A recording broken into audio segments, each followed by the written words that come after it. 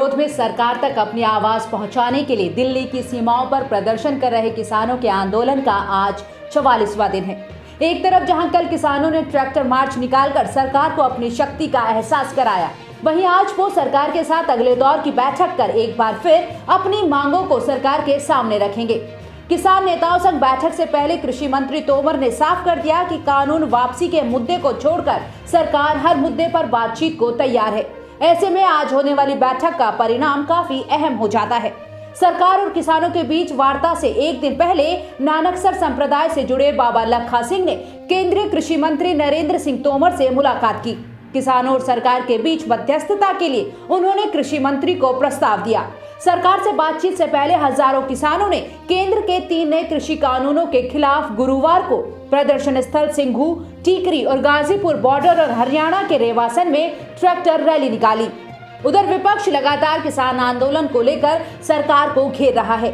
इसी बीच कांग्रेस आलाकमान सोनिया गांधी ने केंद्र सरकार पर हमला बोला। सोनिया गांधी ने कहा कि सरकार किसानों की कमर तोड़ रही है। देश में कोरोना का टीकाकरण कार्यक्रम शुरू होने से पहले आज सबसे बड़ी रिहर्सल है। देश के सभी 736 जिलों में आज ड्राई रन किया जा रहा है। इसमें तैयारी इस बात की है कि कैसे लोगों को कोरोना का टीका लगाना है, उसकी पूरी प्रक्रिया क्या है।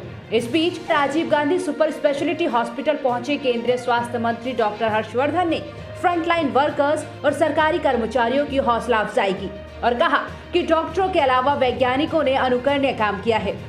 आज हम पीपीई किट और N95 मास्क, वेंटिलेटर सब कुछ निर्यात कर रहे हैं। केंद्रीय स्वास्थ्य मंत्री डॉक्टर हर्षवर्धन ने कहा कि पहले फ्रंटलाइन वर्कर्स को कोरोना टीका लगाना प्राथमिकता है। उसके बाद भारतीय सेना और अर्धसैनिक बलों को टीका लगेगा। इसके बाद 50 साल से ऊपर के लोगों को टीका लगेगा और फिर 50 साल से कम उम्र के लोगों को टीका लगाया जाएगा। हमने सभी तैयारियां कर ली हैं। I am so happy and delighted to be here in Tamil Nadu. You know that in the shortest possible time, India has also done extremely well on the front of the development of vaccine. And right now, 2 of our vaccines have been given emergency use authorization.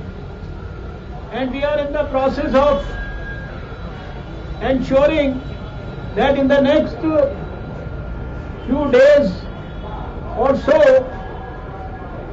in the near future, we should be able to give these vaccines to our countrymen, starting with, of course, prioritizing those who are most at risk, our health professionals, healthcare workers in the public and private sector, followed by frontline workers, our police, our army people, our paramilitary people, our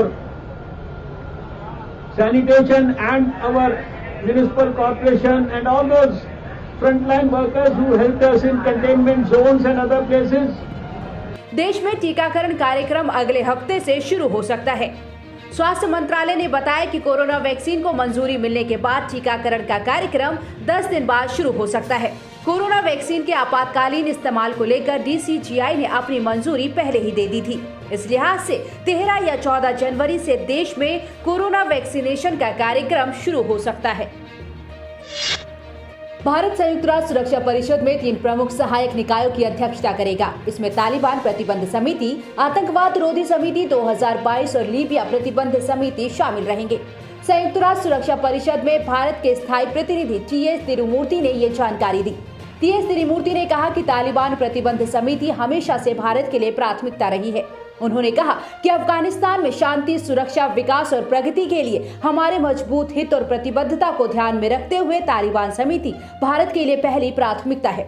उन्होंने बताया कि भारत 2022 में UNSC की आतंकवाद रोधी समिति की भी अध्यक्षता करेगा। इस समिति की अध्यक्षता करना भारत के लिए बेहद अहम है। भारत हमेशा से आतंकवाद के खिलाफ आवाज उठाता रहा है, विशेषकर सीमा पार से आतंकवाद के पीड़ितों में से एक है। India has been asked to chair 3 important committees of the Security Council, which include the Taliban Sanctions Committee, Counter-Terrorism Committee, and the Libyan Sanctions Committee. The Taliban Sanctions Committee, also called the 1988 Sanctions Committee, has always been a high priority for India, keeping in mind our strong interest and commitment to peace, security, development, and progress of Afghanistan. Our chairing this committee at this juncture will help keep the focus on the presence of terrorists and their sponsors threatening the peace process in Afghanistan. It has been our view that peace process and violence cannot go hand in hand. India will also chair the Counter-Terrorism Committee in 2022, which coincides with the 75th anniversary of India's independence.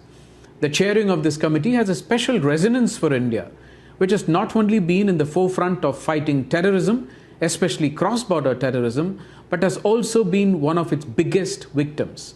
This committee was formed in September 2001, soon after the tragic terrorist attack of 9/11 in New York.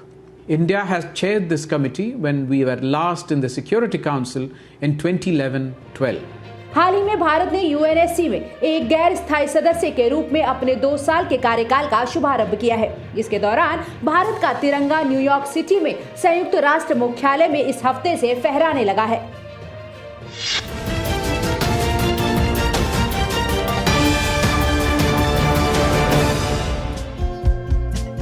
हमारे channel को like, share और subscribe जरूर करें और नई updates के लिए bell icon दबाना ना भूलें।